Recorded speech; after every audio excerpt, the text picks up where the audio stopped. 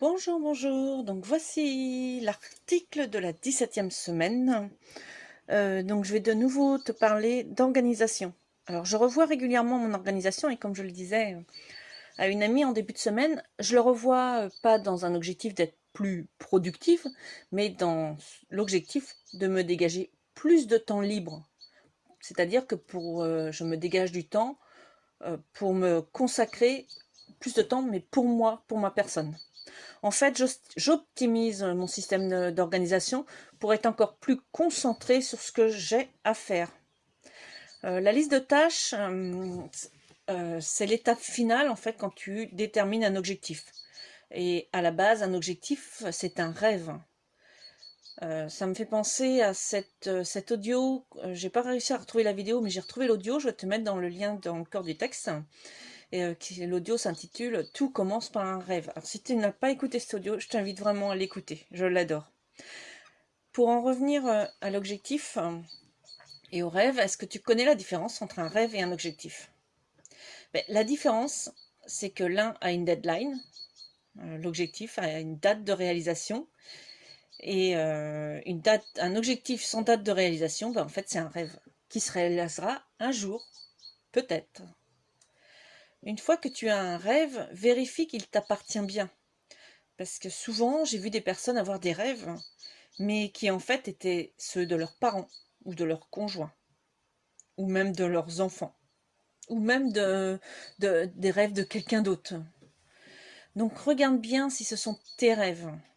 Et ensuite, regarde si ce projet est réalisable, ou si un autre projet ne doit pas être mis en place avant de pouvoir réaliser ce projet initial. Je t'invite aussi à avoir plus ou moins 3 projets en cours. Moi, en tout cas, c'est sur cette base-là que je travaille. Et d'avoir tous les jours, par contre, des tâches en lien avec tes projets. Une fois ton objectif défini, transforme-le en projet avec des sous-projets, des étapes à réaliser. Et puis donc, au final, ça donne des tâches à faire. Alors, rappelle-toi, je ne sais pas si tu l'as déjà vu dans des formations que j'ai pu passer, une tâche correspond à une action. Et une tâche donc comporte un verbe d'action et un seul objet. Si je ne suis pas assez claire, je t'invite à me le dire dans les commentaires ou à m'envoyer un mail. Je te laisse mon adresse mail dans le corps du texte. Alors, voici, je vais te montrer la structure, je vais te parler de la structure de ma liste de tâches au quotidien. Alors, que je reporte, que je prépare, donc la veille pour le lendemain.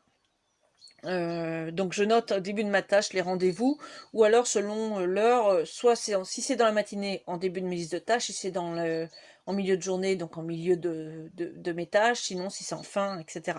Sinon de toute façon je module mes tâches dans la journée. Donc j'ai les rendez-vous avec l'objet et l'heure, j'ai mes tâches récurrentes, c'est une liste de choses que je fais tous les jours, mes rituels, etc. Et dans cette liste de tâches récurrentes se trouvent aussi 4 créneaux. J'ai 4 gros créneaux qui sont bien déterminés, qui s'appellent des créneaux de tâches à faire. C'est là que je mets mes créneaux, mes tâches qui sont liées à des projets, qui correspondent à mes projets en cours. Comme ma liste est dématérialisée, eh bien, elle renvoie directement vers le projet en question, et plus précisément par la tâche que je dois effectuer dans l'instant présent. Un projet finalisé donc est composé de tâches à faire, de tâches en cours et de tâches faites, en gros.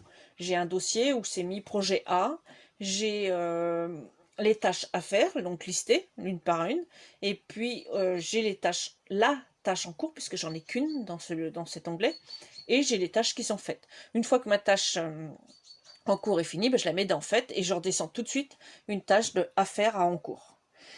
Les tâches à prévoir pour les jours à venir ou les idées que je reprends.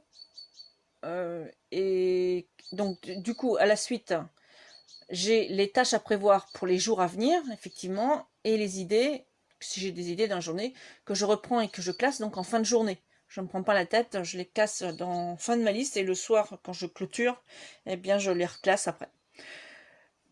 Mon journal. Et puis j'ai effectivement tout en bas de ma liste mon journal, puisque c'est dématérialisé, donc j'écris en même temps mon journal. Je note l'évolution de ma journée et ce qui se passe, parce qu'on a très vite fait d'avoir l'impression de ne rien faire hein, quand on est bien focalisé sur ce qu'on a à faire.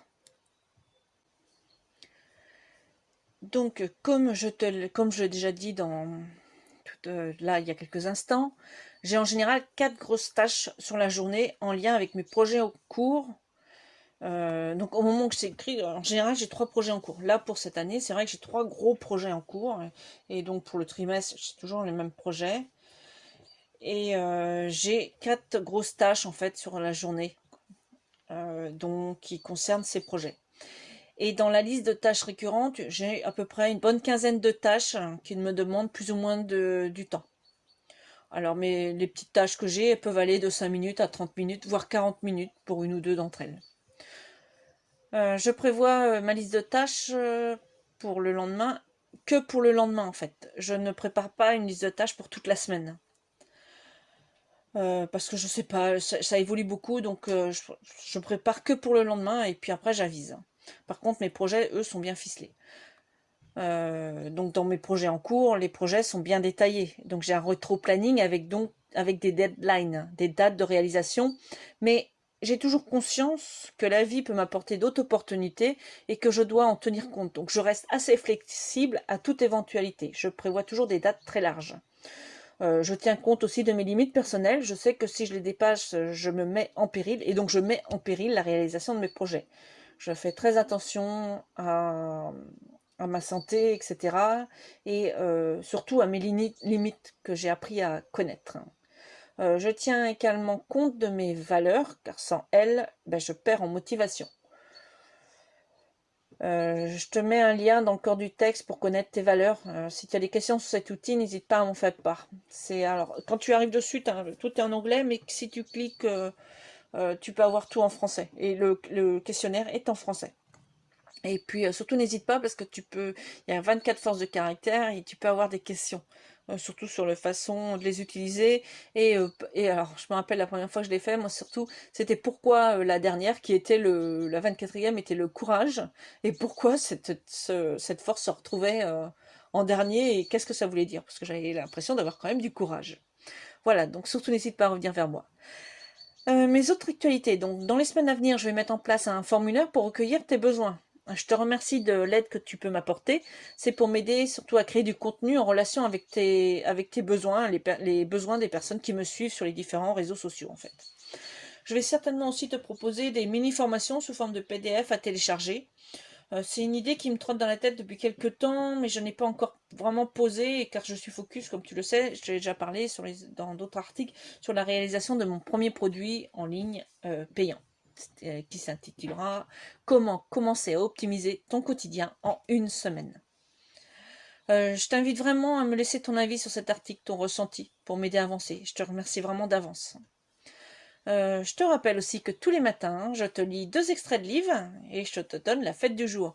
Alors, le premier extrait, c'est issu du livre de Dorine Virtue, 365 conseils de vos anges. Je te mets également le lien dans le corps du texte sur Amazon. Après, si tu peux aller dans une librairie indépendante, ce sera merveilleux.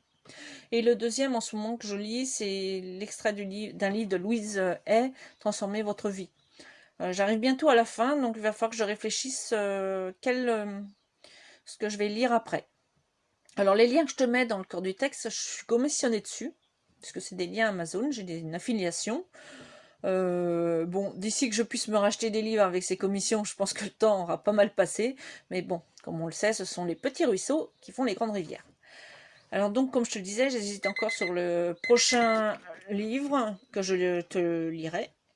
Et si tu as une idée, si tu as une thématique ou savoir ce que tu aimerais, je pense que je vais partir sur un livre de Lise Bourbeau ou un autre aussi que j'aime bien. Je verrai, je verrai au dernier moment.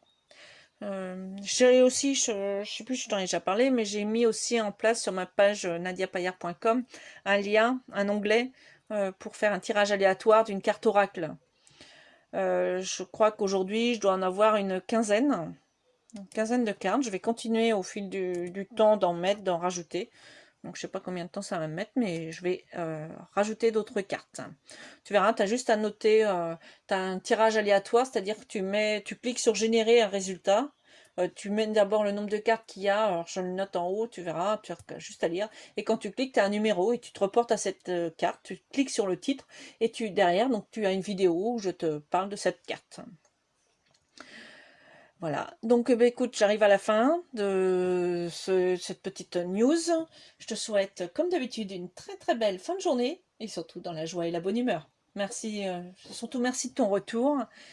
Et puis voilà. Et puis je te laisse aussi mes liens si tu veux me suivre sur Facebook, Instagram, Pinterest ou directement sur mon site. Voilà, bien à toi.